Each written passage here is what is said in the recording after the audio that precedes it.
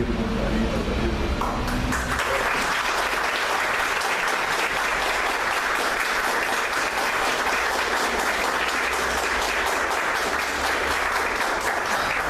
Bater as palmas antes é muito temerário. Mas a gente vai e depois chama. Antes de passar a palavra para ele, definitivo, ele trouxe os livros para vender após a palestra. Livro, vou colocar isso. Meus amigos, é uma satisfação muito grande estar nessa casa pela primeira vez. Eu já vim a São José dos Campos muitas vezes, mas é a primeira nesta casa. Me sinto muito à vontade pelo acolhimento tão espontâneo, pelo momento de convivência com amigos muito queridos que estão perfeitamente integrados com a nossa vida de divulgação espírita. Nós nascemos num lar espírita e desde cedo estamos habituados a observar nossos pais e tios plenamente envolvidos com a divulgação espírita. Então, de forma que também fomos contagiados por esse ideal de divulgação do espiritismo. Eu quero agradecer imensamente a vocês pela presença, agradecer a casa pela oportunidade e digo a vocês que venho aqui com muita alegria, com muita gratidão. Quero saudar os nossos amigos do Facebook, conectados aí também, porque essas oportunidades são realmente muito valiosas. Essa oportunidade de convivência, principalmente. Matão é uma cidade, depois de Araraquara, Dom Washington Luiz, é uma cidade pequena, de 90 mil habitantes, e foi onde elaborou Caibar Schutel, aquele que foi considerado o bandeirante do espiritismo pela sua coragem, pela sua ousadia criativa numa época de muito preconceito, de muita perseguição. E também considerado o pai dos pobres de Matão, o apóstolo de Matão, e o espírita número 1 do Brasil, pelos seus biógrafos. De forma que, motivados também, envolvidos pelo ideal que Caibar Schutel semeou no seu trabalho, no seu legado, influenciando gerações de espíritas, é que nós aqui estamos. Eu gosto muito de estudar, gosto muito de pesquisar e me sinto entusiasmado com o conteúdo do espiritismo. E recentemente, por força da leitura de alguns livros, que eu vou mostrar para vocês depois, nós elaboramos essa abordagem aqui, Vida e Espiritismo. Essa palestra, estou fazendo ela aproximadamente uns 6 meses, e ela tem me trazido muitas alegrias, porque eu tenho pelo menos 3 versões dela. E em cada lugar ela sai de um jeito, vai para um lado, vai para o outro, de forma que o ambiente, o momento, determina a versão que vamos usar. E a versão mais comum é mostrar a conexão que existe entre as duas palavras, vida e espiritismo. É a reflexão que trazemos para vocês. Porque essas duas palavras estão tão perfeitamente integradas, conectadas, interligadas entre si, que nos entusiasma e comove pensar nesse detalhe, que a gente às vezes não presta atenção. Então eu quero pedir a vocês deixarmos a palavra espiritismo por enquanto e pensarmos na palavra vida. Vida que nós estamos tão habituados a viver. O que é a vida? Não existe uma definição exata sobre o que é a vida. Há várias tentativas de definições, há várias tentativas de tentar definir esta palavra. Mas nós sabemos muito bem o que é a vida, nós vivemos ela todo dia, enfrentamos os seus desafios continuados, enfrentamos as dificuldades que surgem, as adversidades, estamos na convivência familiar, profissional, social, temos a nossa própria vida pessoal, com as nossas dúvidas, angústias, aflições, dificuldades de toda ordem. Do ponto de vista físico, biológico, considerando o aspecto do corpo apenas nesse momento, a vida começa com a concepção. Na união das duas células, nós temos o processo de gestação. E todas as mulheres aqui presentes, especialmente aquelas que já foram mãe mais de uma vez, que tiveram mais de um filho, sabem que cada gestação tem a sua particularidade. Uma gestação não é igual à outra. Porque isso se deve a vários fatores. A saúde da gestante, no momento da gestação, a saúde do feto, inclusive com situações até de cirurgias intrauterinas, fetos com deformações embrionárias, há muitas e variadas questões. Também o ambiente psíquico da gestante, a sua maneira de estar naquele momento da gestação, o relacionamento com a família, com o marido, a situação, inclusive profissional da gestante, tudo isso influi, sem dizer das influências espirituais, tudo isso influi no processo de gestação. E durante a gestação, cada mãe vai sentir a sua própria particularidade nesse sentido. E durante a gestação, nós temos várias ocorrências, né? Nós temos o aborto provocado, o aborto espontâneo, tem o parto prematuro. Quantas ocasiões também não temos de gestantes feridas em acidentes automobilísticos, em balas perdidas, em agressões, gestantes assassinadas, gestantes abandonadas pelo marido. Existe uma infinidade de situações que caracterizam a gestação, o período de gestação de uma mulher. Bom, nascida a criança, outras situações ocorrem. Existem mães que jogam a criança na lata do lixo. Existem mães que doam as crianças. Existem casos em que a gestante morre no parto. Existem casos que o bebê morre no parto. Existem casos que morrem ambos, mãe e filha, no parto. De forma que as situações são muito variadas, já demonstrando as adversidades da própria vida e as situações variadas que o ser humano vai se defrontando. Mas em condições habituais, normais, nasceu a criança, começa o desafio. Primeira coisa, a criança está habituada com o aconchego do ventre materno. É retirada pelo parto, seja cesariana ou parto normal, é retirada e colocada no ambiente externo. Já se sente agredida, é novidade, é algo novo, estava lá habituada, acomodada no aconchego do ventre, e de repente é colocada externamente para iniciar o seu processo de vida física. O instinto, a amamentação, a mãe vai cuidar do filho, amamenta, o filho tem que aprender, é instintivo, mas tem as primeiras dificuldades. Depois, o pescocinho, até endurecer o pescocinho, a mãe cuida, amamenta, faz a higiene pessoal. O ser humano é a única criatura que, se não tiver um acompanhamento direto, não sobrevive. Então precisa toda aquela série de cuidados. Mas depois, o bebê descobre as mãos, aprende a virar de bruço, gatinhar, ficar de pé, leva tombos, cai, andar, falar, alfabetizar-se. É uma sequência de desafios, preocupações, aflições, aprendizados. Vai para a escola, a escolinha maternal, começam os outros tipos de conflitos, depara-se com outras crianças da mesma idade, com outro tipo de formação, de ambiente familiar. Poderá surgir o bullying já nesta fase, crianças que, algumas são mais ousadas, outras são mais tímidas, começa também esse processo. Depois, a adolescência, começam os flertes, a autoafirmação pessoal. Depois vem o desafio da conquista acadêmica, a escolha acadêmica, se optar por essa área. Alguns não escolhem por várias razões. Depois a afirmação profissional, a conquista do espaço profissional, o namoro, o noivado, o casamento, os desafios da convivência conjugal, os filhos que surgem, os desafios da educação, os desafios da própria profissão, principalmente a depender do momento histórico do país ou da nação onde está aquela pessoa. Muito bem. E esse ser que nasceu um bebê e que passou todo o período de aprendizado, chega à idade adulta, forma a sua própria família. Os pais, por sua vez, que acompanharam durante muito tempo esse desenvolver do filho, acompanharam as suas enfermidades, a sua alfabetização, as suas dificuldades, acompanharam todo o processo de formação de um novo cidadão, vivem a situação dos filhos que se casaram e foram embora. E aí o casal que começou sozinho, agora está sozinho, só o casal. E isso acontece com todos nós. Eu e Neuza estamos vivendo isso.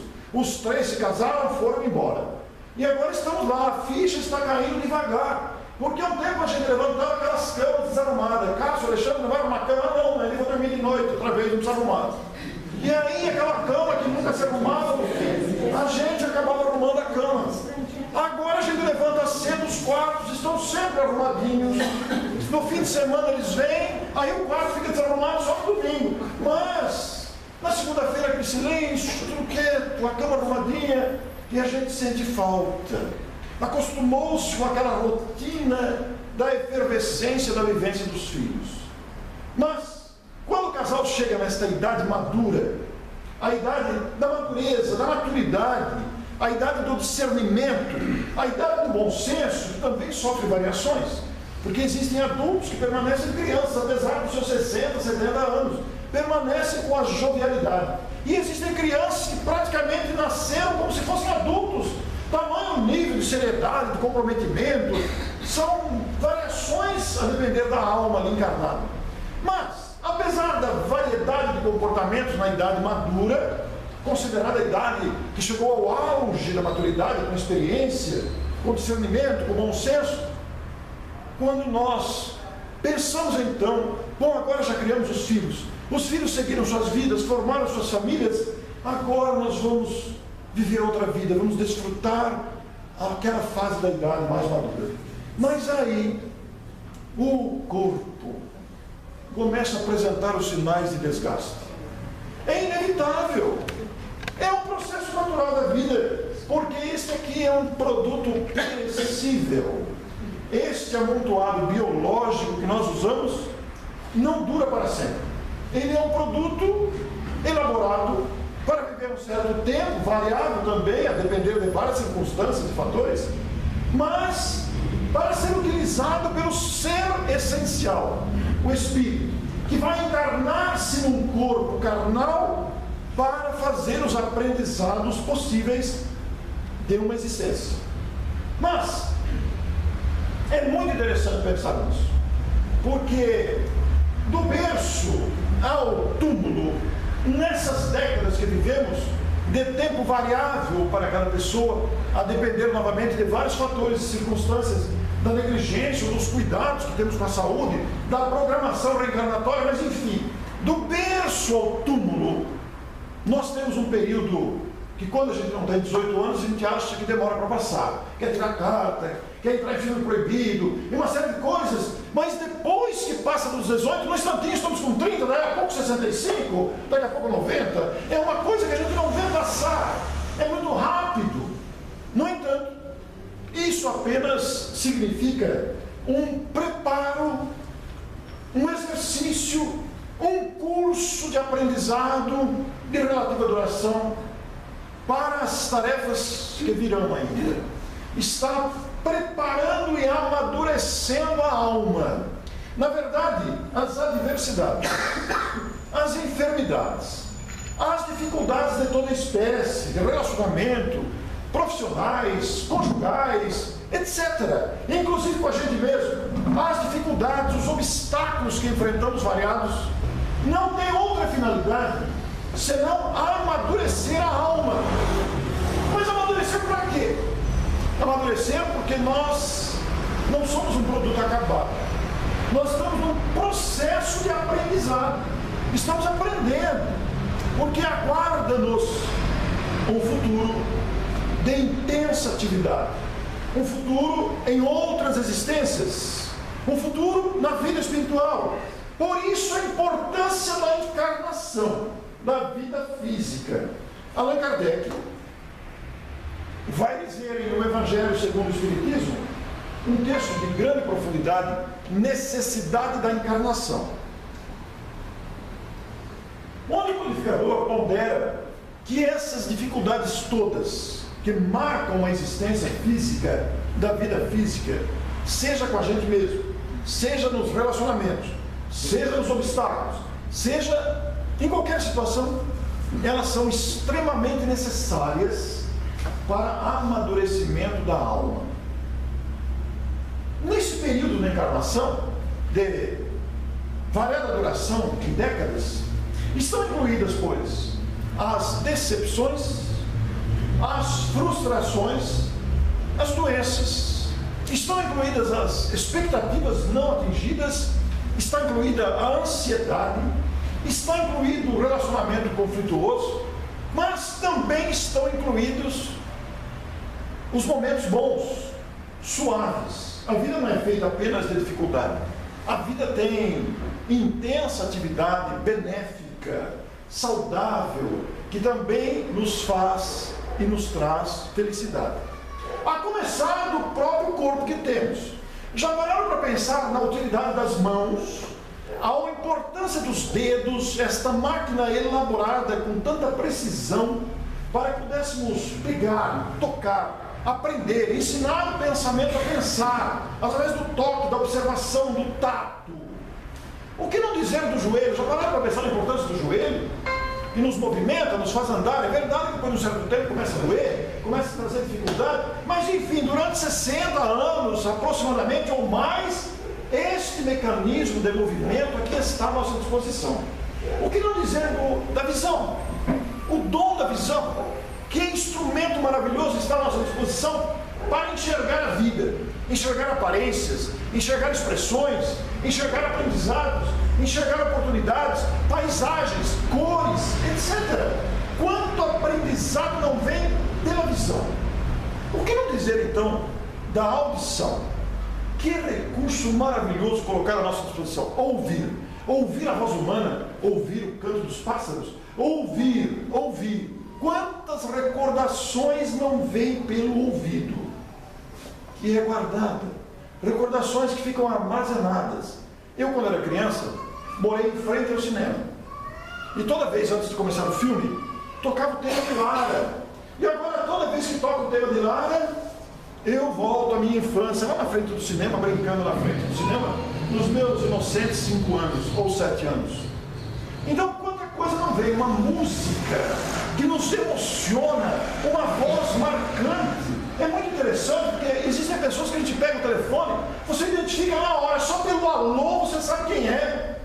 Depois de uma certa idade, é verdade, quando a gente não tem muito contato com alguém nos liga, e a pessoa começa a falar, e não se identifica, você fica, o que será que está falando, meu Deus do céu? O que será que está falando? Eu vivo muito essa situação, porque a gente conhece muita gente, tem um relacionamento intenso, a pessoa me liga, eu fico tentando descobrir. No dia do aniversário é muito comum, como é que vai? Meus parabéns, vai ter festa? Vai ter bom? Vai. E as palestras, como é que vão? Muito bem. Muitas viagens, eu falei, meu Deus, o que está falando? E a pessoa na cidade, como é que a pessoa não se identifica? E meus parabéns, você seja muito feliz, felicidade, que você continue, que Jesus te abençoe, tchau.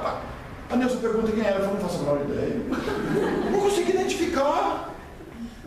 Mas não é sempre, né? Na maioria das vezes a gente identifica pelo alô. E agora estou na fase de ser avô. Que coisa gostosa ouvir a criança, vovô. Que coisa, que melodia suave, não tem coisa igual. Já pararam para pensar no prazer do paladar? Hoje eu almocei na casa da Neuza e do Sérgio. Quando o Sérgio me convidou, você na hora, aquela comida da Neuza é muito especial. Precisa de novo, irresistível. E vim correndo, porque ela faz uma comida que eu adoro. Mas vocês já pararam para pensar neste prazer do paladar? Vocês gostam de caqui? Eu adoro caqui.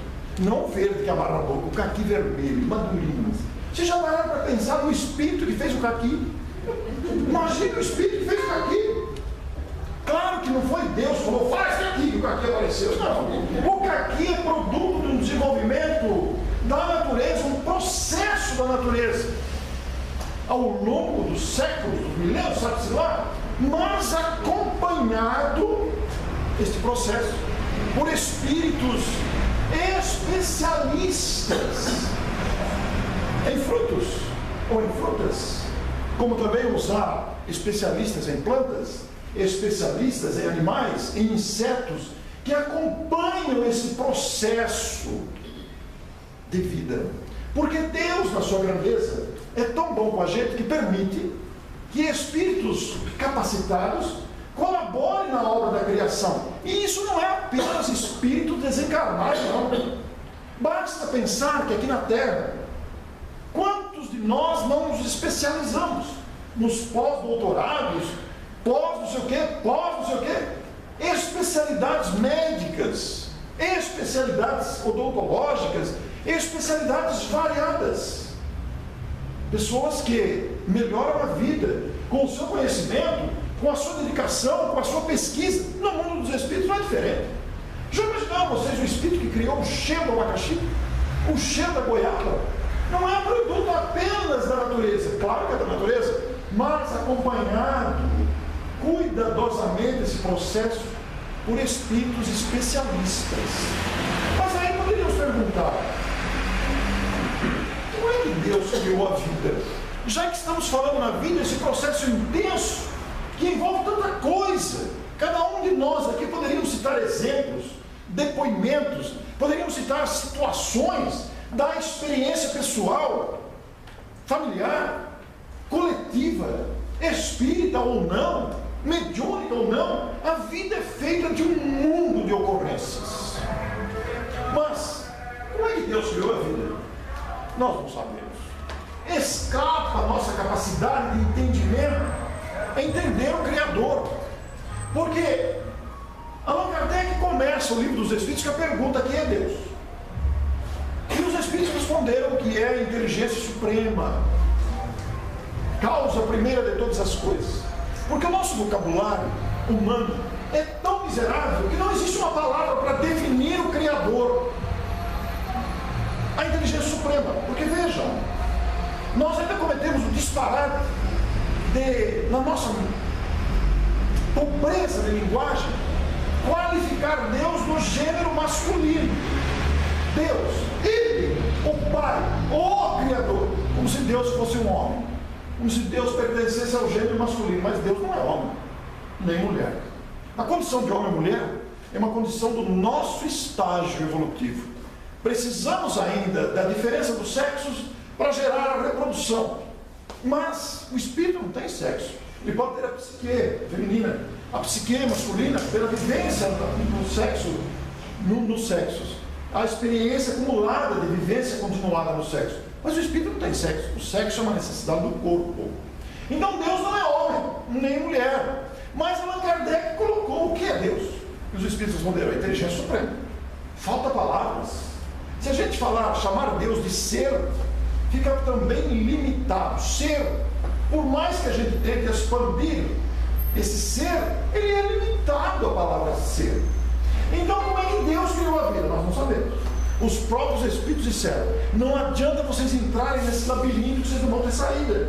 Vocês não têm ainda, falta ainda subsídios, pela nossa condição ainda de crianças espirituais, no estágio que estamos, de ter um entendimento melhor ou perfeito sobre Deus. Não temos. Teremos um dia, mas ainda temos que alcançar.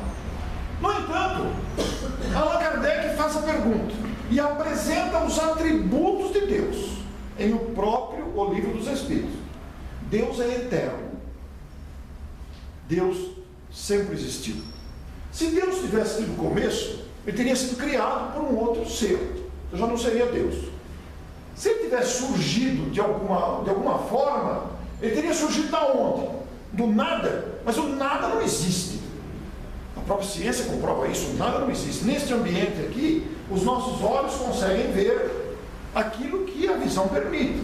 Mas existem muitas coisas nesse ambiente que a gente não vê. Espíritos a gente não vê. Vírus a gente não vê. Bactérias a gente não vê. Micróbios a gente não vê. Onda de celular. Onda de TV aberta e fechada. Onda de rádio FM e AM estão aqui. Os nossos pensamentos projetados. O ar que respiramos e não vemos. O olho não capta isso, mas existe. Então, Deus sempre existiu.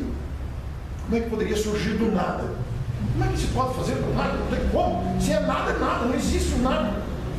Então Deus é eterno. Deus é único. Não existem vários deuses. Não tem que a gente falava Deus Sol, Deus Lua, Deus Trovão, Deus Chuva. Não. Deus é único. Deus é imaterial. Difere de tudo que nós conhecemos de matéria. Deus é imutável. Deus não muda. Criou as leis, criou o universo, criou os seres e não muda as suas leis. O fato de ser imutável não significa em absoluto que Deus está numa rotina estafante, cansado.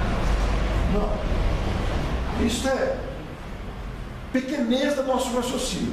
Porque Deus acompanha o cumprimento de suas leis. Ele acompanha o equilíbrio do universo. Aí nós caímos em outro problema.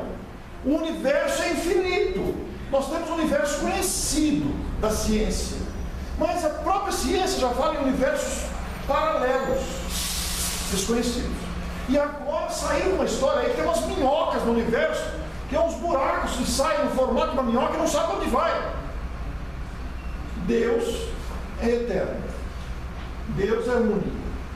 Deus é imutável. Deus é imaterial. Deus é onisciente, sabe tudo. Deus é onipresente, está presente em tudo.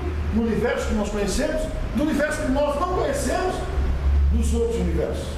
Deus é onipotente, pode tudo. E alguém perguntaria, mas peraí, Deus tirou um cochilo, foi dormir, olha o que está acontecendo com o Brasil. O que Deus está fazendo? Esqueceu a gente? Olha a guerra, não sei o quê, não sei o quê. Não, Deus não tem nada com isso. Nós desconcertamos, nós é que vamos ter que consertar agora. E Deus deixa de cair, tropeçar, desconjuntar o joelho, bater a cara, porque é o jeito que a gente aprende. Já que a gente não aprende com disciplina, com respeito, com dever, ele deixa a gente bater a cara para aprender, não tem outro jeito. Então nós desconcertamos, nós vamos ter que consertar. Não é como aqui no Brasil, que a gente muda a lei para atender interesse. As leis de Deus não mudam. Não mudam. Lesamos a lei, teremos que responder, teremos que reparar, teremos que consertar. Então Deus é eterno, é único, é imutável, é material, onipresente, onisciente, onipotente, soberanamente justo e bom. E aí Allan Kardec desdobra o assunto em A Gênese, que comemorou 150 anos. Tem um capítulo específico, Deus, capítulo 2 da Gênese. E entre as valiosas colocações do raciocínio de Allan Kardec coloca que a providência divina pode ser entendida como as providências de Deus, não? A providência divina cuida de todas as suas criaturas. Ponto. Não põe racionais. Porque a barata, o pernilongo, o macaco, a girafa, o elefante, o cachorro, o gato, o rato, etc., são criaturas de Deus também. Ocorre que quando Deus criou a vida, como é que Deus criou a vida? A gente não sabe. Temos uma linguagem figurada, um exemplo figurado. Deus fez assim, ó. Mas Deus não sopra. Deus não tem pulmão. Nem tem lábio para fazer bico para soprar. Isso é apenas uma imagem figurativa para quem sabe a gente entender. Quando ele criou a vida, ele imprimiu no princípio espiritual, porque Deus não criou a Léa, nem o Paulo, nem o Sérgio, nem o Orso. Criou o princípio espiritual. Esse princípio vai fazer um longo processo de aprendizado, estagiando no reino mineral, vegetal, animal, hominal, é onde nós estamos. Olha que nós já andamos bastante. Hominal. Isso não quer dizer que nós somos uma vaca. Isso não quer dizer que nós somos um pernilongo. Que nós somos uma barata. Não, em absoluto. O princípio espiritual está sendo elaborado, está sendo trabalhado para formar uma alma. Quando chega no reino hominal, aí já individualizado, com o livre-arbítrio desenvolvido. Porque o cachorro também tem livre-arbítrio, já tem rudimentos do livre-arbítrio. O cachorro escolhe ficar parado ou correr, fazer festa para o dono, nem dar bola para o dono. O cachorro já tem rudimentos do livre-arbítrio, por exemplo. Então, esse princípio estagia. E no reino hominal onde nós estamos, nós já temos a capacidade de pensar, de refletir, de sentir. Mas quando Deus criou o princípio espiritual e deu-lhe vida, ele imprimiu as suas leis, entre elas o instinto. E vai desenvolver a inteligência, que por sua vez vai desenvolver o sentimento, para depois alcançarmos um novo estágio, a angelitude. Seremos anjos, mas não é anjo de asa. As asas são produto da imaginação humana, para tentar explicar esses seres alados que apareciam e volitavam sem cair no chão, apareciam lá no alto. O anjo Gabriel apareceu para Maria: bendita sois vós entre as mulheres. E como é que não caiu lá de cima? Estava lá, parado no ar, não tinha cordinha, e além de gravidade. Então as asas foram inventadas pela imaginação humana, porque os pássaros voam com asas, então vamos colocar a asa no anjo.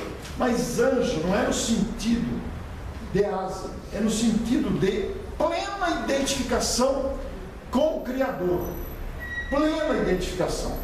Por isso que Jesus dizia: eu e o Pai somos um. Jesus é nosso irmão mais velho, ele não é Deus, é o irmão mais velho. Então, o instinto desenvolve a inteligência. Quando abrimos um quarto escuro e a baratinha corre, não é que Deus chegou a baratinha e falou: corre que vou pisar em cima de você agora. Quando o galo canta, se bem que os galos estão desregulados, por horário agora, eles cantam qualquer hora. Quando o galo canta, não significa que Deus chegou ao ouvido do galo e falou: canta, galo, não. Quando o papagaio imita a voz humana, Deus não falou: papagaio, imita aí, papagaio, aí chegou a gente. Não. Isso está no instinto da espécie, que está desenvolvendo gradativamente a inteligência. Tudo isso nos faz pensar nesses fatos da vida. E Allan Kardec, depois de apresentar os atributos de Deus em O Livro dos Espíritos, desenvolve, pois, da Gênese um amplo comentário sobre isso e nos faz entender esse mecanismo. Então poderíamos perguntar: e o Espiritismo? A segunda palavra. Bom, o Espiritismo é um tesouro incomparável. O Espiritismo é um tesouro sem precedentes. Não tem nada que se compare ao Espiritismo. Tamanha a sua grandeza, a sua lógica. E o melhor, o Espiritismo não foi inventado.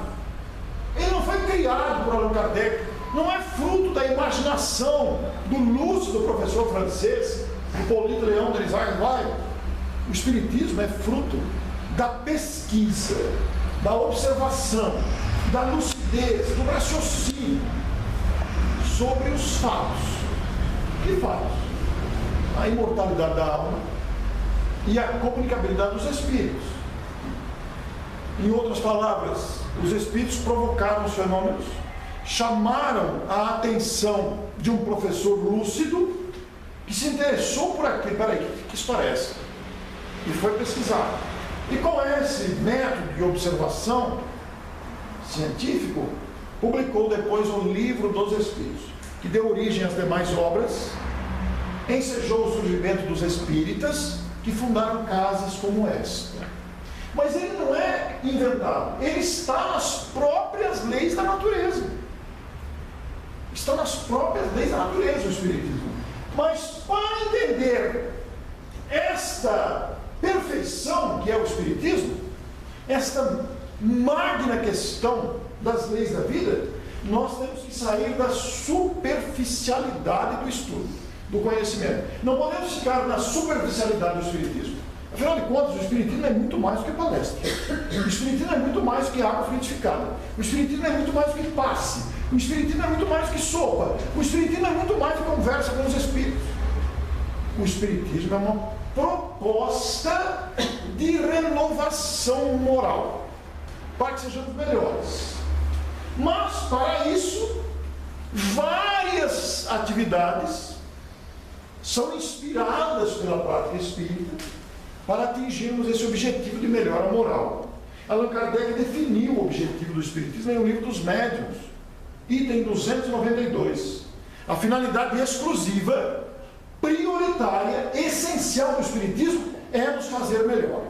Daí a sensibilização pelo estudo, pelas artes em geral, música, poesia, teatro, etc.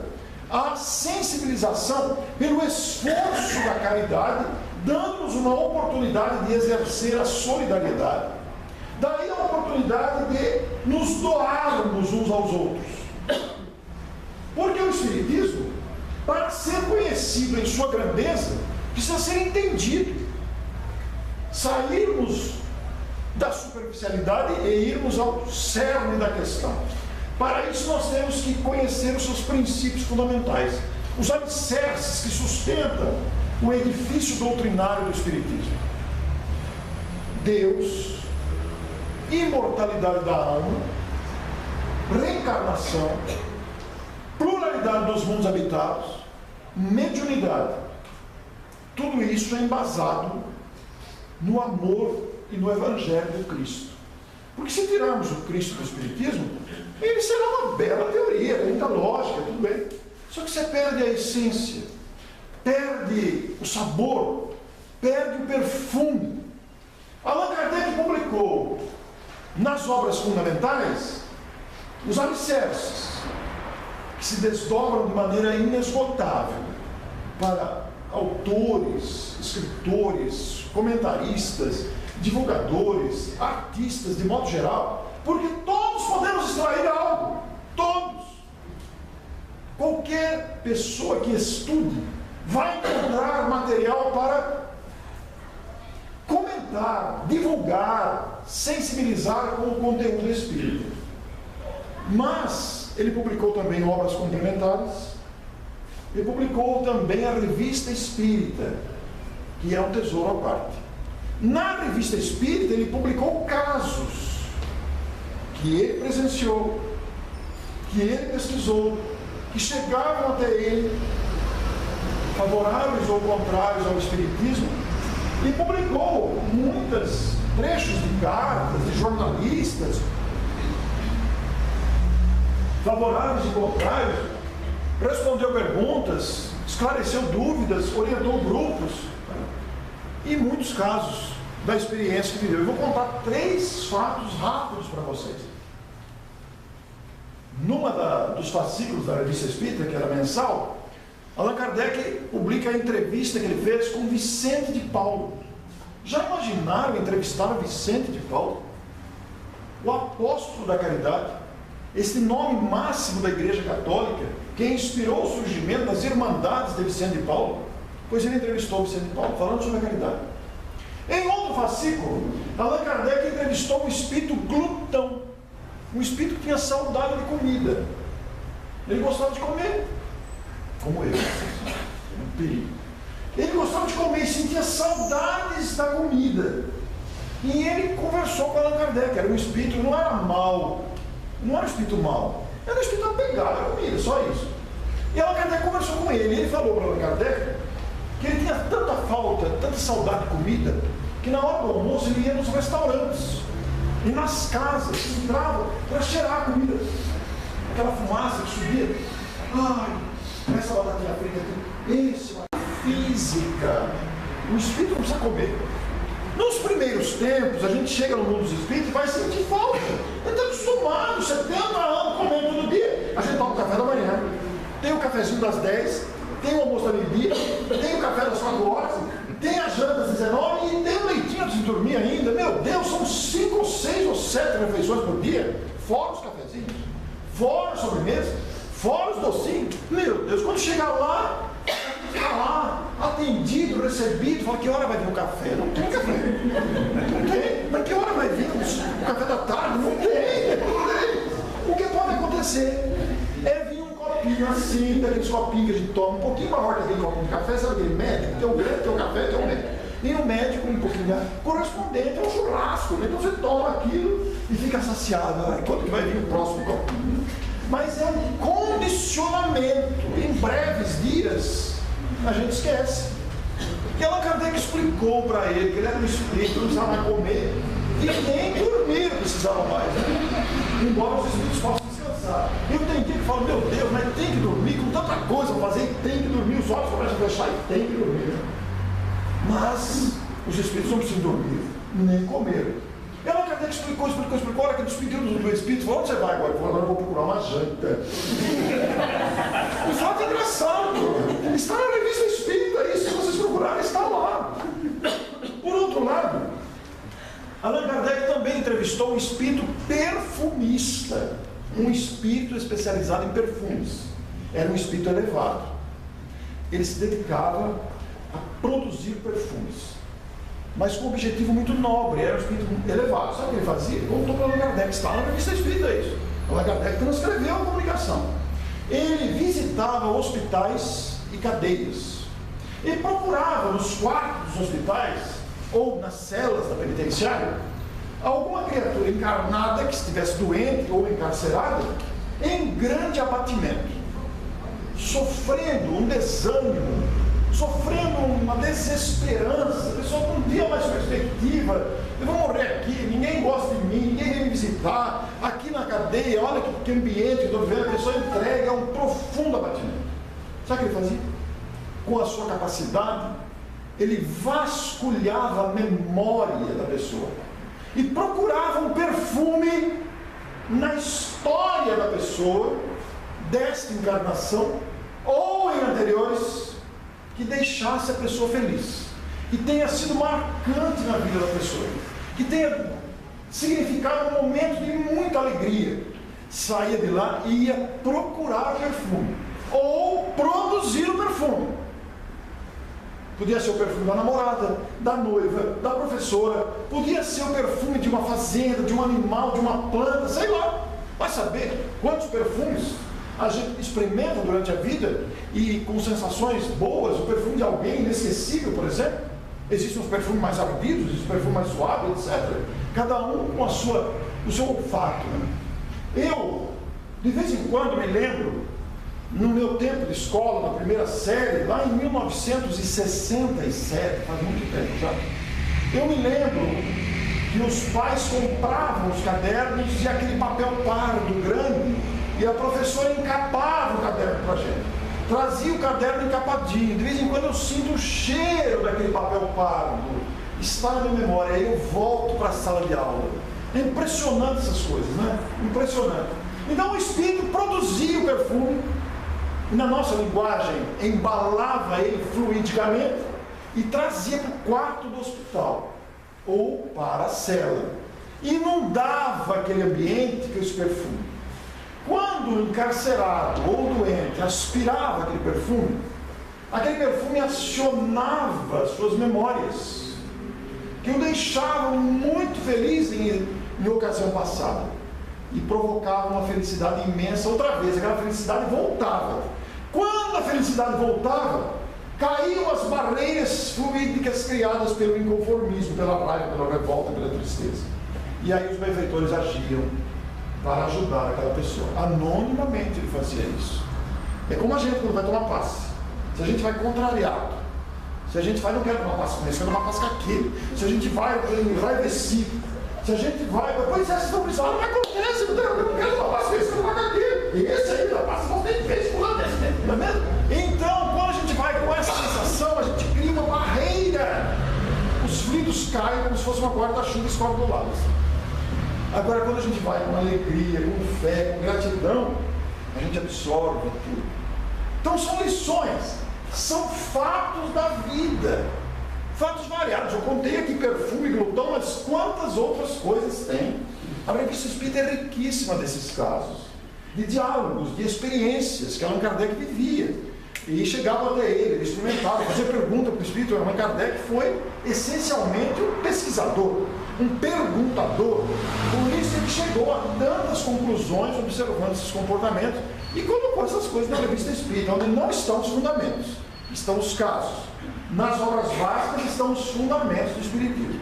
Então, quando vemos a conexão que existe entre os fatos, entre a vida e o Espiritismo, nós vemos a grandeza disso. Esta semana, na terça-feira que passou agora, hoje é quinta, na terça-feira, eu fui fazer uma palestra no SESI. Na verdade, não era uma palestra, me convidaram para conversar com adolescentes sobre o processo editorial. Como é que se produz um livro, as etapas de produção de um livro. Então eles convidaram um rapaz de uma gráfica para explicar como é que imprime o livro, convidaram um paginador e um autor. Só que o cara da gráfica e o paginador não foram. Ficou só eu lá como escritor, como autor. Mas como eu tenho muito contato com editoras, já trabalhei em editoras, vendo o processo todo, acompanhando todo o processo, desde o autor escrevendo, mandando o livro para a editora, revisão, aprovação, comercialização do livro, eu tenho uma noção geral disso. Então eu fui lá e cumpri os 3 papéis, conversando com os adolescentes, fizeram muitas perguntas, a interação foi intensa, foi muito agradável, foi uma experiência fabulosa. Meninos e meninas de 13, 14 anos, era a classe que eu falei lá. Depois que acabou essa conversa com os adolescentes, a coordenadora ficou tão entusiasmada, porque fizemos muita interação com eles, se divertiram bastante, chamei eles lá na frente, eles participaram, etc. A coordenadora falou, escuta, você estava com muita pressa? Eu falei, não, eu estou tranquilo hoje, meu horário está vago. Ela falou, você não quer conversar com os pequenininhos? Eu falei, que idade? Ela falou, de 7 anos. Meu Deus, eu não vou falar com os pequenininhos de 7 anos. Mas eu estava lá, eu não podia negar o pedido, né? Eu não tenho, assim, facilidade com criança. Ou melhor, eu não tenho experiência, porque todo o meu trabalho é com adultos, né? Eu não tenho experiência didática com crianças. Mas eu fui. As crianças estavam no intervalo, eu entrei na classe, as carteiras todas lá com os cadernos abertos, o aprendizado das letras, os ditados escritos, etc. De repente abre a porta e entra aquela turminha de crianças de 7 anos, que coisa linda, mas me emocionei tanto de ver. Aquelas meninas e meninos de 7 anos, aquele brilho no olhar, aquela esperança na face, aquele sorriso espontâneo, né? Aí eu fiquei lá na frente e a professora falou, olha, nós trouxemos aqui hoje um escritor para vocês conhecerem. Como se fosse grande coisa, né? Acho que espantaram, que aparece aqui. E aí foi tão emocionante aquilo, e eles começaram a fazer perguntas, mostraram os livrinhos que eles escrevem, as folhas, aquelas casinhas dobradas, aquelas coisas todas, né? E no final, ainda queria autógrafo, vinha uns pedacinhos de papel assim para te dar autógrafo. Foi uma experiência linda que eu vivi essa semana. Ficamos emocionados, a Deus estava comigo, foi uma experiência maravilhosa. Vejam, são fatos da vida. Fatos da vida que acontecem a todo instante. Nem sempre agradáveis, nem sempre bons, às vezes permeados de angústia, de tristeza, de acidentes, de tragédias, mas muitas vezes cerceados, muitas vezes recheados de emoções verdadeiras que nos engrandecem, que nos ajudam imensamente. No sábado à noite, aliás, no domingo à noite, eu havia falado em São Paulo. E antes da minha palestra, que eu tinha feito no sábado a mesma palestra, é um centro espírita que repete a mesma palestra em 2 unidades, é um centro espírita que tem 2 unidades, uma em São Paulo, em Santana, e a outra em Guarulhos. Então eles pedem para fazer a mesma palestra, mas são públicos totalmente distintos. Todavia, eles têm um coral, eles fazem um encontro com a cultura espírita, e esse coral canta no sábado e canta no domingo. E no sábado, eu fiz a palestra, normalmente, o coral cantou antes, mas a palestra patinava. Foi essa mesma palestra que eu fiz. A palestra patinava, demorou uns 20 minutos para me achar na palestra. Mas fiz a palestra, no final eu contei uma história lá que deram risada, etc. Essas autorizações importantes aí também são fatos da vida, né? A gente não é para iniciar agora não, é para mais tarde. Deixa pra lá. Então, fizemos, a palestra foi cômica no final. No domingo, quando fui fazer a mesma palestra, o coral também cantou. Mas foi tão emocionante no domingo à noite, mas muito emocionante. A última música me tirou lágrimas profundas. Eu senti uma presença espiritual tão bondosa, tão agradável, agradeci sinceramente aquele momento. E por coincidência, entre aspas, digamos assim, eu não sabia, mas havia uma câmera como essa, filmando a minha emoção. Mas essa câmera não foi colocada para filmar eu, ela filmou geral, né? Mas eu estava no cenário, e agora estou tudo contente lá, porque filmaram eu chorando lá. Mas cada coisa, são fatos da vida. A música entrou no meu coração profundamente. Quando estive em São José dos Campos há algum tempo, a convite do Sérgio, eu conheci o casal Léia e Paulo, que igualmente nos recheiam a vida com a emoção da voz. Quando eu ouço a voz da Léia, eu fico embevecido. Que voz linda, viu, Léia? Parabéns. Viu? A gente gosta de ouvir, faz bem para os ouvidos, faz bem para a sensibilidade nossa. Quando ouvimos o teclado do Paulo tocando, igualmente nos toca profundamente. São fatos da vida. Então podemos dizer, sem medo de errar, sem qualquer medo de errar, que vida é espiritismo. Claro que é. Porque o espiritismo explica a vida. O espiritismo nos faz entender a lei de causa e efeito, por exemplo. O espiritismo nos faz entender quem somos, de onde viemos, para onde vamos, o que estamos fazendo aqui, qual o propósito de sofrer, por que a dificuldade, por que os obstáculos. Vida é espiritismo, porque não foi inventado o espiritismo. O espiritismo está estruturado nas próprias leis da vida. Por isso podemos afirmar também que o espiritismo é vida. Porque quem Quem estuda o Espiritismo, quem se dedica a conhecê-lo e aprofundar os seus conceitos, a entender os seus mecanismos, tem mais saúde. O conhecimento do Espiritismo é altamente terapêutico, porque a gente é convidado a perdoar, a gente é convidado a esquecer mágoas, a gente é convidado a colocar o entusiasmo à frente ou atrás dos nossos passos, a gente é convidado a se solidarizar-se mutuamente, a gente é convidado a entender os comportamentos e os equívocos alheios, porque também cometemos equívocos. Então, quando compreendemos que o Espiritismo faz estas noções conosco, nós passamos a ter mais saúde, porque nós passamos a viver aquilo que o Espiritismo recomenda, estruturado no Evangelho, código insuperável de moralidade trazido por Jesus. Essa palestra, como disse a vocês, ela surgiu depois da leitura, da união, da reflexão de alguns livros. Um deles é esse aqui, Abrigo.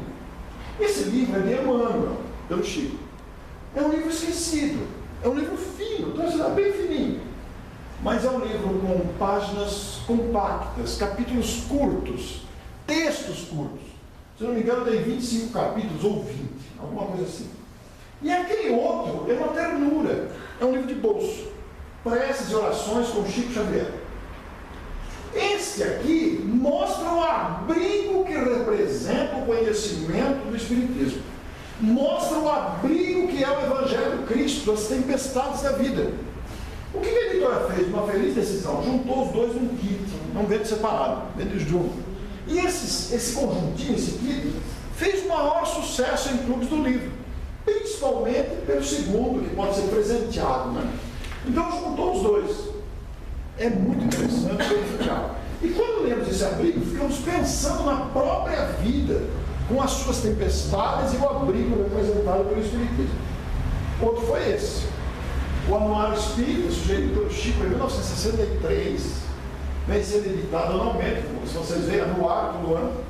Essa é a edição de 2018, o Sermão da Montanha. O Sermão da Montanha é apresentado na íntegra do Evangelho de Mateus e comentado, item por item, por vários autores. Então nós aprendemos muito, nós adotamos ele para o Evangelho no Lar. Tamanha a grandeza dos conceitos apresentados aí pelo Sermão da Montanha, mostrando a sublimidade do ensino de Jesus. Esse aqui, que também não é meu, vocês vejam que eu estou mostrando livros que não são meus, mas vem cantar, é do Joaquim Bueno. Joaquim Bueno é um talento novo, descoberto agora recentemente. Ele é de Limeira e fala do Evangelho como ninguém. Se vocês vissem ele comentar as parábolas, se vocês vissem ele comentar os ensinos, ensinando detalhes, explicando nuances da época, encanta. E eu vivi uma experiência muito interessante com o Joaquim. Eu fui falar em Limeira, não conheci o Joaquim, e esse Joaquim é que foi me buscar no hotel. Foi me buscar no hotel, se apresentou, sou Joaquim, eu sou lá do centro, então vamos, nos levou até o centro. Conversa vai, conversa vem, conversa vai, conversa vem. Imagina que eu fico quieto, conversa vai, conversa vem. E descobri que ele era palestrante do centro. Eu falei, puxa vida, você faz palestra? Eu falei, faz palestrinha lá. Você não quer falar em Matão? Ele falou, marcamos a palestra em Matão. E eu fiquei encantado, Joaquim. Fiquei encantado, que conteúdo, que maravilha. E fiquei tão encantado de ouvir a palestra dele. Eu falei, Joaquim, você está muito quieto lá em Limeira, você precisa produzir esse trabalho, você precisa produzir isso em livro. Eu falei, imagina, eu vou fazer um livro. Eu falei, por que não, Joaquim? Faça um livro. Eu falei, você não quer fazer um livro a 4 mãos? A gente escreve junto. A sua ideia é boa, se você me der essa coragem, eu faço, a gente faz junto. E fizemos o livro, capítulo ímpar, eu, capítulo par, ele, e assim foi. Quando eu completei o livro, eu levei para a editora, eu falei, esse aqui tem um autor novo, vocês vão adorar, vocês vão ver que beleza de texto, vamos analisar. Aí passou um tempo, o membro titular lá do conselho editorial me chamou lá, falou, Márcio, nós gostamos demais do livro que você escreveu com o Joaquim. Você não vai ficar chateado? Eu falei, por quê? Olha, a gente está até sem jeito de falar, você não vai ficar chateado com a gente? Eu falei, não, fale, você quer falar. A gente pode fazer um livro só dele, você sai fora? Eu falei, mas é claro que pode! Que beleza, que coisa linda isso! Aí eu falei, não sei, a gente publica em outro lugar. Eu falei, ótimo! Assim, sugerido a gente fazer junto, para estimulá-lo a iniciar, para se tornar conhecido, porque como eu sou um nome muito conhecido, ia ser legal, ele ia ficar conhecido. Mas o Joaquim se basta, ele por si mesmo, ele é muito bom, e saiu o livro dele, Joaquim Bueno, Hoje com Jesus, que é uma delícia de livro, comentando os ensinos de Jesus. E os meus originais ficaram lá, não sei quando vai sair, mas foi uma experiência muito interessante. Ia ficar chateado para quê? O que importa é a divulgação do bem, né? Esse outro também não é meu, mas eu peguei a incumbência de divulgar. Conta a trajetória de Humberto de Campos. O Cláudio é de Osasco. Ele é um senhor dos seus quase 70 anos. E ele o que fez? Leu toda a obra de Humberto de Campos encarnado. Humberto de Campos foi um grande escritor, um gênio brasileiro da literatura, que nasceu muito pobre, ficou órfão, passou fome na juventude, era um moleque muito travesso, que passou muita dificuldade e conquistou a fama, transformou-se num dos grandes nomes da literatura brasileira, a ponto de todo mundo aguardar seus artigos, né? Ficou famoso e rico no fim da idade. Morreu muito cedo, com 48 anos, teve um problema na hipófise, ficou cego, teve vários problemas, mas foi um gênio da literatura, tanto que conquistou uma cadeira na Academia Brasileira de Letras. Os seus artigos eram ansiosamente aguardados por vários jornais de capitais brasileiras. E chegou a ironizar Chico Xavier. Duvidar do Parnaso, velho em túmulo, quando Chico lançou o Parnaso, ele, 3 meses depois de desencarnado, ele estava psicografando pelo Chico. E aí ele causou novo impacto no Brasil. Quem é esse tal de Francisco Cândido Xavier, que está psicografando Humberto de Campos? E o Cláudio leu toda a obra dele encarnado e depois toda a obra dele desencarnado, que passou a assinar depois Irmão X, porque a viúva processou o médium e a editora por direitos autorais. E o Cláudio fez uma obra deliciosa, romanceada, aproveitando textos do próprio Humberto. E eu quero convidar vocês para este evento que vamos ter em Matão. O Paulo e a Léa já estiveram lá, conhecem o evento, é a 8ª edição do encontro anual Caibachu, vai acontecer nos dias 22 e 23 de setembro, e eu quero convidá-los a pensar na hipótese de estarem lá conosco. Eu vou passar, eu achei que tivesse as capas dos meus livros aqui, como estão. Eu trouxe meus livros também, que é o Diante da Vida com Chico Xavier, Um Sacerdote Espírita, Morte e 2 Gigantes.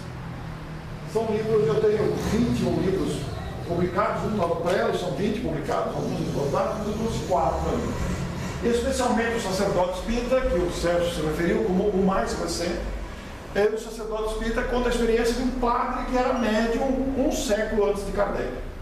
Ele foi perseguido pela igreja e no livro que ele ditou psicofonicamente, foi adaptado por Amália Soler, ele conta suas experiências de homem, gostou de uma mulher, amou uma mulher, sem nunca tocar nela, e também conta as confissões que ele ouvia. As confissões. Então é um livro marcante, com prefácio de 1900, de tanto ler aquele livro Memórias do Padre Germano. Quem aqui leu Memórias do Padre Germano? Ninguém leu? Não, o senhor leu. É um dos mais importantes livros já publicados na humanidade. Tanto ler o Memórias do Padre Germano, nós acabamos fazendo o nosso, que é o Sacerdote Espírita, que contém, eu respeitei a ordem dos capítulos, a ordem dos títulos, retirando a essência. Isso aqui é diante da vida, tem tudo a ver com o tema, como é que o Chico reagiria ou responderia diante da vida, né? O morte, não perderam o medo da morte, não sei se vocês têm medo da morte aqui nessa tradução. E os 2 gigantes do Espiritismo que falam de Caiba Schutel e de Ivone Pereira. Por isso, eu quero agradecer imensamente a vocês e quero exibir para vocês 2 clipes bem curtinhos.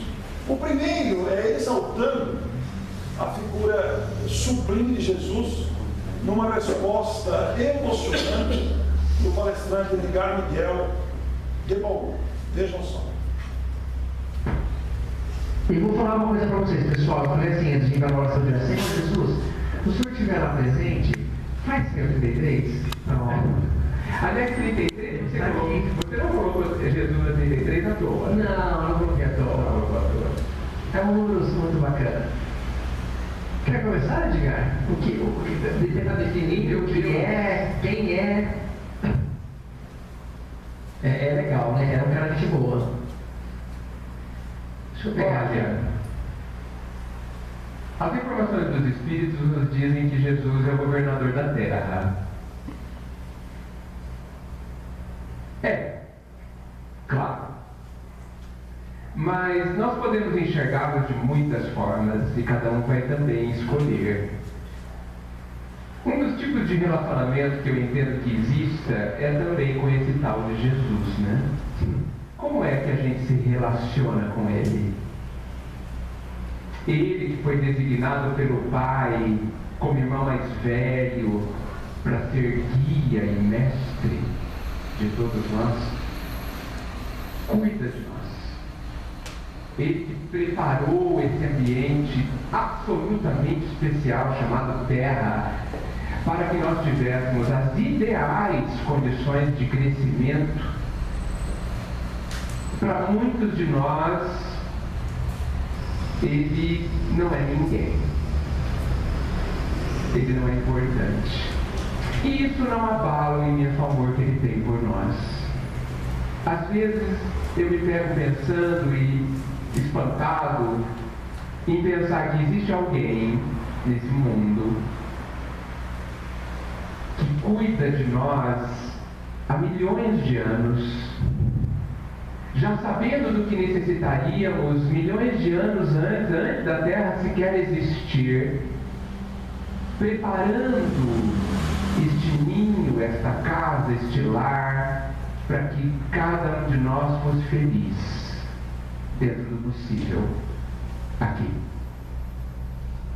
Faz um trabalho absolutamente impossível da gente imaginar como é, mas que tem por nós um amor que ele expressou quando ele esteve aqui fisicamente, aceitando os nossos desesperos ali no meio da multidão, onde estávamos quase que exclusivamente preocupados com a dor do braço, da perna, do olho, da lepra.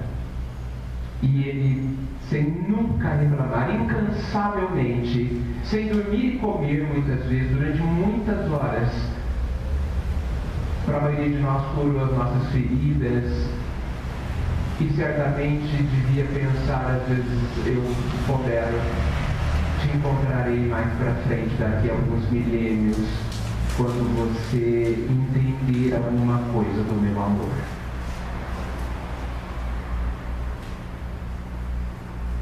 Então eu acho que é muito fortalecedor para todos nós, que somos ainda tão pequeninos no entendimento, a gente ter absoluta convicção, que acreditar é muito pouco, de que alguém cuida de nós tanto assim. Como isso é confortador! Cuida de nós de uma forma inimaginável. Na maioria das vezes sem que eu perceba que fui cuidado. Sentir-se amado assim facilita enormemente que a gente resolva um tremendo problema chamado eu preciso me amar. Porque alguém me ama assim, sabendo de tudo que sou, de tudo que não sei, de todas as bobagens que faço. Então, ponderar que Jesus é governador da Terra me diz bem pouco. Não me toca. Atende a minha razão, porque evidentemente concordo e faz todo sentido, mas ponderar sobre o amor desse governador, que eu preciso chamar de irmão mais velho, cuida.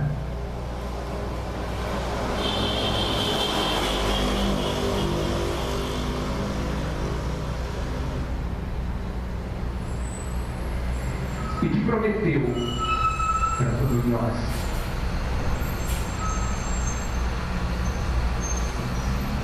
que ninguém ficaria para trás,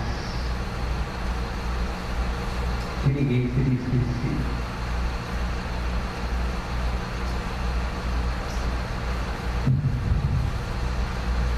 Nós não podemos ser insensível a isso.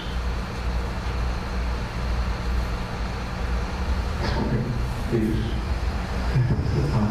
O Edgar é de Bauru, muito querido, palestrante, muito querido. O outro é o Tato Sávio, também um orador muito requisitado.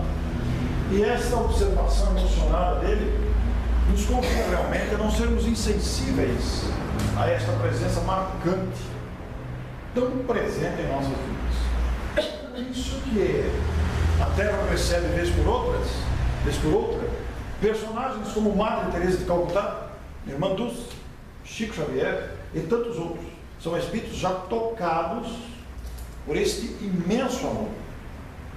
E irmãos menores, ou do mesmo quilate, como Bezerra de Menezes, Eurípides Barçanufo, Caio Bachuto, são desses espíritos grandiosos que deixam esse legado de exemplos. E agora, em setembro, nós temos os 150 anos de Caio Bachuto. Então eu quero dizer para vocês, convidando-os a pensar na hipótese de estarem conosco nesse grande evento.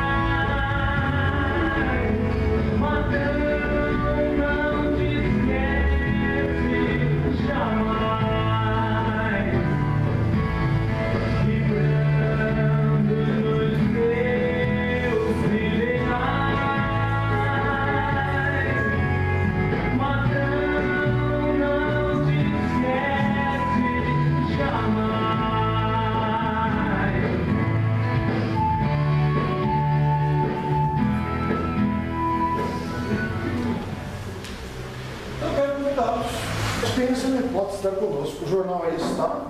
O jornal tem essa finalidade de divulgar esse trabalho também. E eu quero agradecer imensamente pela oportunidade de estar aqui hoje. Se algo posso dizer a vocês, eu diria com a força da minha voz, esperando que as minhas vibrações alcancem o coração de todos vocês. Prossigam! Prossigam trabalhando, prossigam confiando, prossigam amando, pois a vida conspira a nosso favor. Muito obrigado.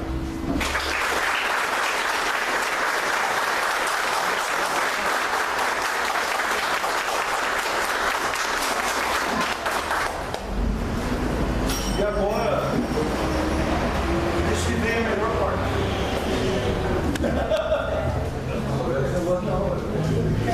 Eu estou brincando, porque foi uma vez, eu fui fazer uma palestra no Centro Espírita, no aniversário do Centro.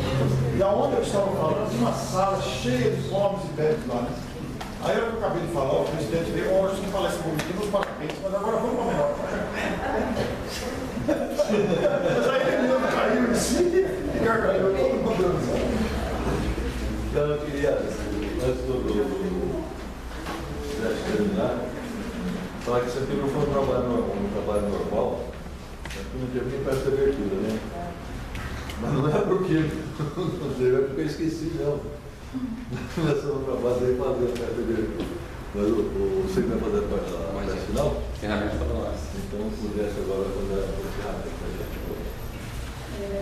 Antes de encerramento, nós vamos dar uns avisos que segunda-feira nós não teremos trabalho na casa.